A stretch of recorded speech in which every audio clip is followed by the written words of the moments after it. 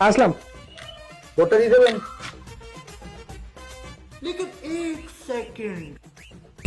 আরে জেঠু নমস্কার, চিনতে পারছেন?